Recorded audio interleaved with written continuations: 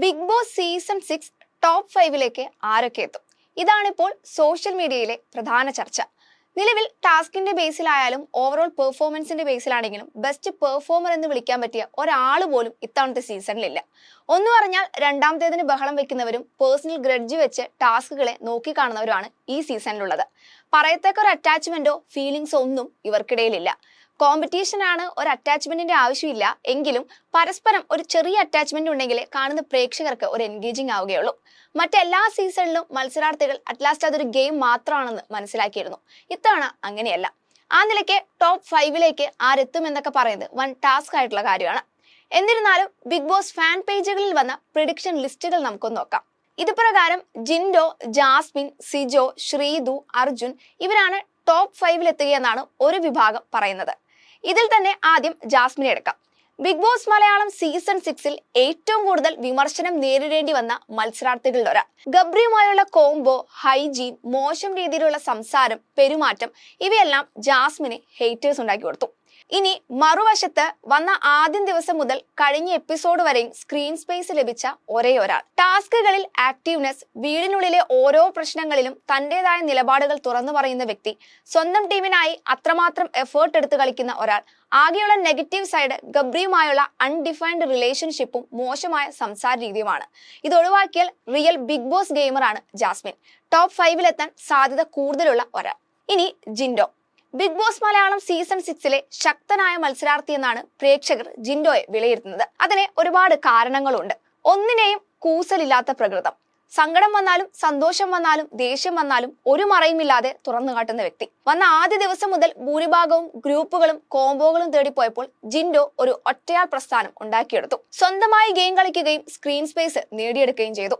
ഒരു സമയത്ത് ജിൻഡോ മാത്രമായിരുന്നു ബിഗ് ബോസ് വീട്ടിലെ സംസാര വിഷയം.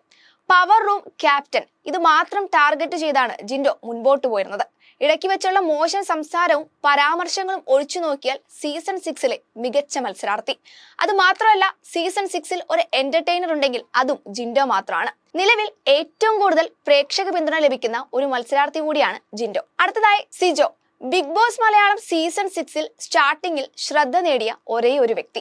യൂട്യൂബിലൂടെ സമൂഹത്തിൽ നടക്കുന്ന വിവിധ വിഷയങ്ങളിൽ തന്റേതായ അഭിപ്രായം ഒരു മടിയും കൂടാതെ തുറന്നു പറയുന്ന വ്യക്തി എന്ന നിലയിൽ പ്രേക്ഷകർ അമിത പ്രതീക്ഷയോടെ നോക്കിക്കണ്ട മത്സരാർത്ഥികളിൽ ഒരാൾ.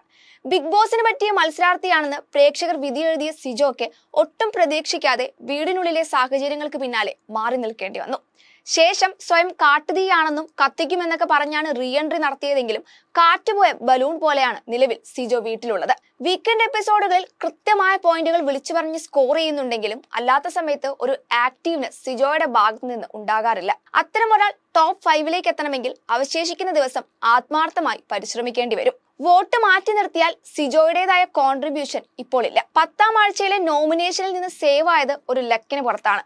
ഒരുപക്ഷെ ഇതേ ലക്കിൽ ടോപ്പ് 5ലെത്താൻ സാധ്യത കൂടുതലാണ്. അടുത്തത് അർജുൻ, ശ്രീതു. എന്തിന്റെ ബേസിലാണ് ഇവർ ടോപ്പ് 5ലേക്ക് എത്തുകയെന്ന് സോഷ്യൽ മീഡിയ പറയുന്നതെന്നാണ് സത്യത്തിൽ മനസ്സിലാവാത്തത്. ഒരു കോംബോ ബേസിലാണ് രണ്ടുപേരും ഇത്രയും ദിവസം വീട്ടിൽ നിന്നത്.